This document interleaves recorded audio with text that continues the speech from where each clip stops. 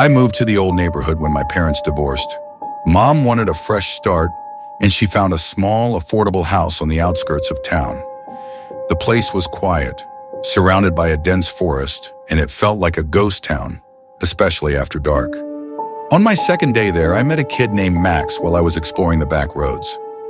He was about my age with a mop of curly hair and a mischievous grin. He told me about an abandoned playground deep in the woods, hidden from view by the overgrown trees.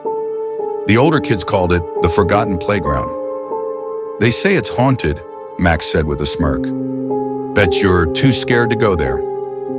I wasn't afraid of ghosts, at least that's what I told myself, and I wasn't about to let some kid I just met think I was chicken. So I followed him.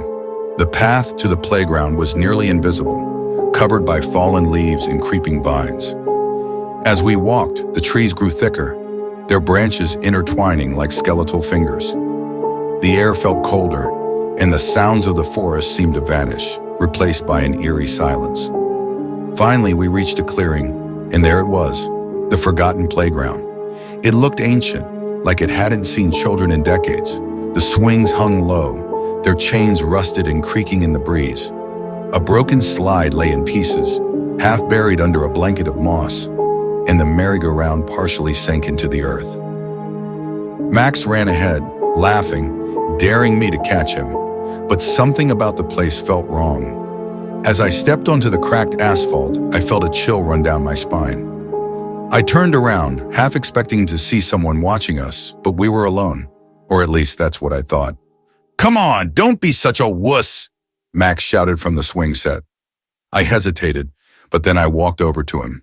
He jumped on one of the swings and started pumping his legs, going higher and higher. The chains groaned under his weight, and I worried they might snap. I took a seat on the swing next to him, and soon we were both soaring into the air. "Ever hear the story about the kids who went missing here?"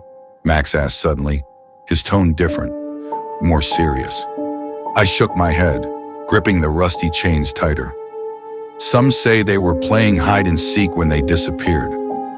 They never found their bodies," he continued, "but some nights if you're quiet, you can still hear them whispering."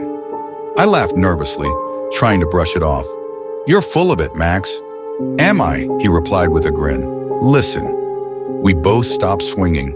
The forest was deathly silent.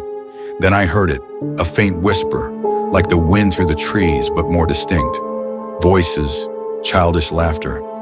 "Let's play," a voice whispered in my ear. I jolted, looking around, but no one was there. Max jumped off his swing and landed on the ground with a thud.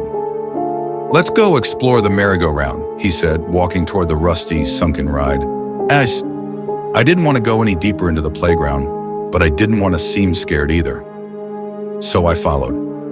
Max climbed onto the merry-go-round and gave it a push, its rusted metal groaning as it slowly turned. "Come on," he urged. "Help me push it." Reluctantly, I stepped forward, grabbing one of the bars. As we pushed, the whispers grew louder, swirling around us like the autumn leaves caught in a gust of wind. The playground seemed to come alive. The swings swayed by themselves, the seesaw creaked up and down, and the broken pieces of the slide rattled as if someone were sliding down.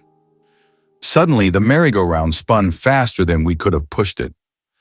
I let go, stumbling back, but Max stayed on, laughing as it whirled around. His laughter mixed with the whispers, creating a haunting melody that echoed through the trees. "Stop it, Max," I shouted, but he just kept spinning.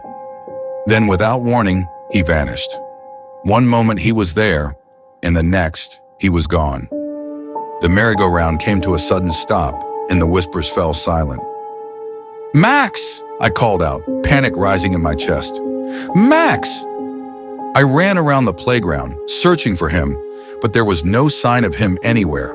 It was like he had never been there at all. That's when I realized I was standing in the middle of the clearing, surrounded by the dark, towering trees, all alone. "Come play with us," the voices whispered again, louder this time, closer. I turned to run, but something grabbed my leg. I looked down and saw a small hand, pale and cold, emerging from the ground. I screamed, kicked it away, and bolted for the path. As I ran, I could hear them behind me. Footsteps, laughter, the rustling of leaves. I burst out of the woods, gasping for breath, and didn't stop running until I reached my house. I slammed the door behind me and locked it, my heart pounding in my chest. When I told my mom about Max in the playground, she looked at me with a confused expression. "Max?" she asked. "There's no Max in this neighborhood." I persisted, describing him in detail, but she simply shook her head. "You must be mistaken, honey. No one's lived in that house for years." I never returned to the forgotten playground.